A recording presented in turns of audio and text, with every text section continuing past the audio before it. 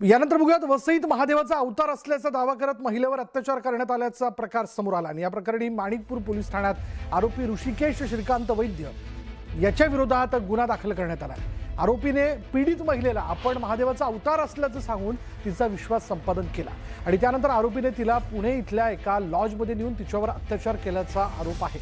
प्रसादामध्ये गुंगीचं औषध देऊन अत्याचार केल्याचा आरोप आहे आणि या गंभीर प्रकरणानंतर फिर्यादी महिलेने माणिकपूर पोलीस ठाण्यात तक्रार दाखल केली असून पोलिसांनी आरोपी ऋषिकेश वैद्य याच्या विरोधात गुन्हा नोंद करून पुढील तपास सुरू केला आहे।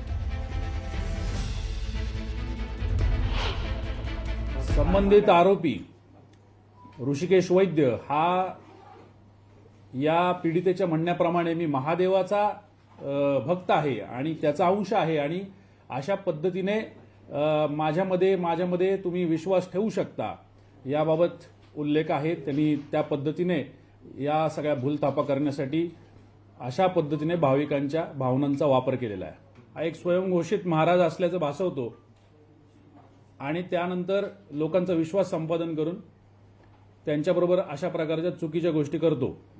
याचा शोध घेतला जात आहे। जवळपास 4 टीम्स याचा शोध घेत आहेत। वसईमध्ये भोंदूबाबा प्रकरणात ऋषिकेश वैद्यने सोशल मीडियावरनं गुन्ह्याबाबत स्पष्टीकरण दिलंय। माझ्यावर खोटा गुन्हा दाखल करण्यात आल्याची फेसबुक पोस्ट भोंदूबाबा ऋषिकेश वैद्यने केली, तर लवकरच सत्य बाहेर येणार असल्याचं म्हणत त्याने आरोप फेटाळलेत। भोंदू ऋषिकेश वैद्यवर महिलेच्या तक्रारीवरून पुण्यातील माजरी पोलीस ठाण्यात गुन्हा दाखल करण्यात आला।